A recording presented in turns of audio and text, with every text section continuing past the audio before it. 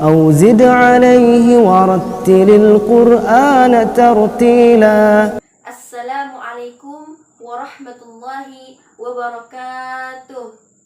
Alhamdulillahirrabbilalamin. Wassalatu wassalamu ala asrafil anbiya'i wal mursalin wa ala alihi wa sahbihi ajma'in.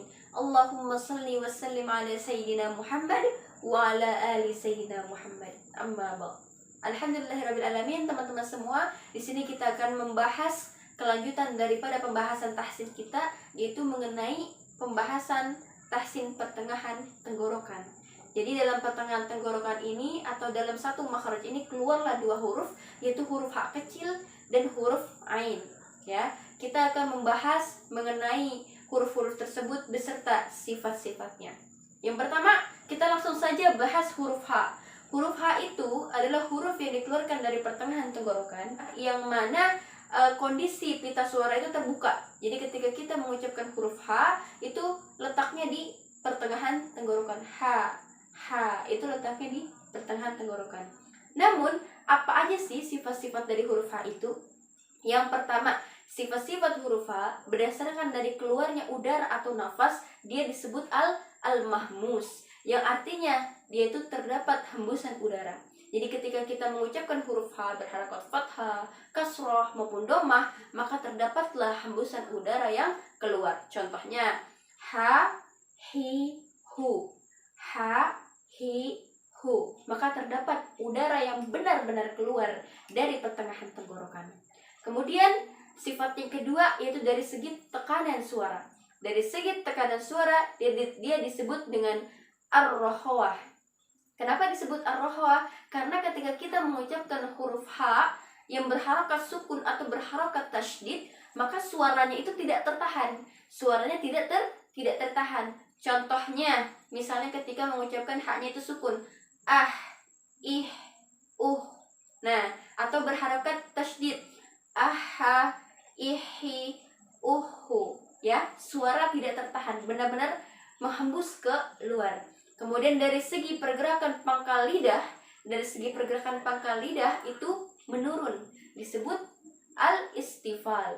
Karena ketika kita mengucapkan huruf ha, posisi pangkal lidah itu menurun dan udara pun ikut menurun, sehingga huruf ha itu huruf yang tipis, bukan huruf yang tebal.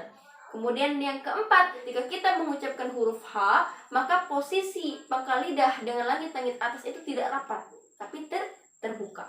Kemudian sifat yang kelima, yaitu dari segi pengucapan huruf ha melalui bibir atau lidah, disebut al-ismat, yang artinya itu diam, tidak lancar, dan tertahan. Jadi maksudnya apa? Jadi ketika kita mengucapkan huruf ha, maka terdapat penekanan terlebih dahulu. Kemudian apa aja sih kesalahan-kesalahan yang sering sekali terjadi ketika kita mengucapkan huruf ha? Yang pertama, mengucapkan huruf ha tapi seperti huruf ha besar, padahal dia ha kecil tapi dibacanya ha besar. Nah, hati-hati teman-teman, karena ketika kita sudah berubah hurufnya, pasti akan berubah maknanya juga.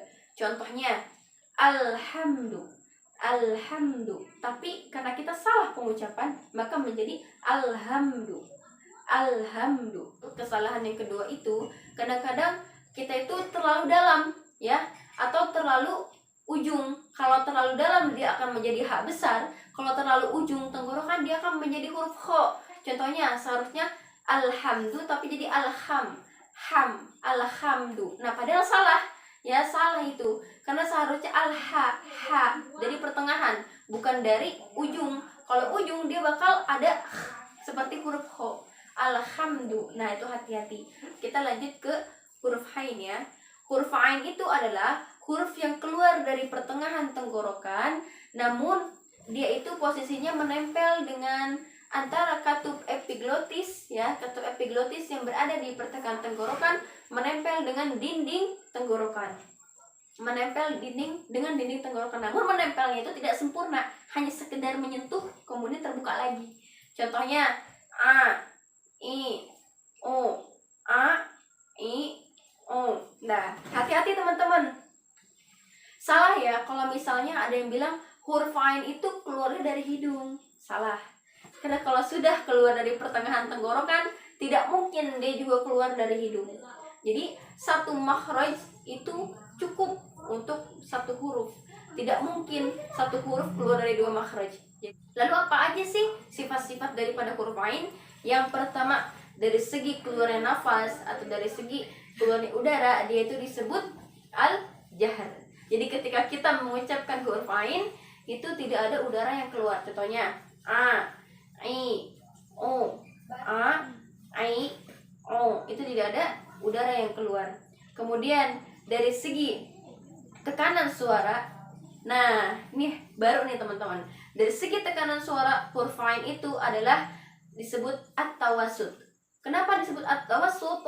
Karena dia pertengahan antara asyiddah atau tertahan dan ar-rakhawah tidak tertahan, atau biasa disebut dengan sifat al-bainiyah ya. Jadi dia itu pertengahan antara asyiddah dan ar-rakhawah. Kenapa? Karena ketika kita mengucapkan huruf ain yang berharakat sukun, dia itu suaranya antara tertahan dan tidak tertahan. Contohnya ba, ba. Jadi antara tertahan dengan tidak tertahan. Ba.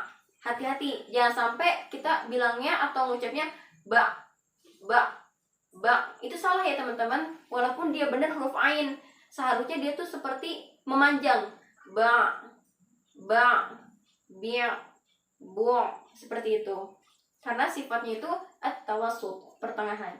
Kemudian dari segi pergerakan pangkal lidah, dia sama seperti huruf H, yaitu al-istifal, yang artinya turun. Jadi pangkal lidahnya itu turun sehingga udara yang keluar pun ikut menurun. Maka huruf ain itu bukanlah huruf yang tebal. Kemudian dari segi pertemuan antara pangkal lidah dengan langit-langit atas, dia disebut al-infitah, yaitu terbuka. Jadi kalau misalnya kita mengucapkan huruf ain, posisi mulut kita itu terbuka sehingga tidak menempel atau tertutup. Kemudian dari segi pengucapan huruf ain melalui bibir atau lidah disebut al-ismat. Itu yang kelima sifat kita, yaitu yang mana ketika kita mengucapkan huruf ain itu posisinya itu tertahan, tidak lancar, dan diam. Jadi ketika kita mengucapkan huruf ain, sedikit ada tekanan atau sedikit ada tahanan. Contohnya a, i, o, seperti itu. Nah, itu adalah 5 sifat daripada huruf ain. Kemudian kesalahan apa aja sih teman-teman yang sering sekali terjadi?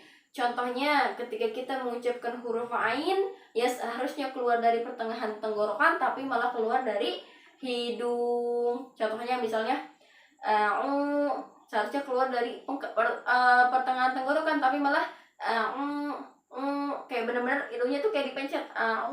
Nah, itu hati-hati ya. Kemudian kesalahan yang kedua, ketika kita mengucapkan huruf ain itu tidak dipanjangkan. Maksudnya dipanjangkan seperti apa? Sifat tawassutnya itu tidak terlihat. Contohnya seperti tadi, ba, ya seharusnya ba, tapi ini malah ba, ba, ba, ba. Nah, itu salah ya teman-teman. Kemudian mengucapkan huruf ain tapi seperti huruf hamzah. Kesalahan ketiga, mengucapkan huruf ain seperti huruf hamzah. Contohnya seharusnya a, tapi malah a. Nah, hati-hati teman-teman. Seharusnya kita harus bisa menempatkan huruf-huruf tersebut sesuai dengan tempat keluarnya.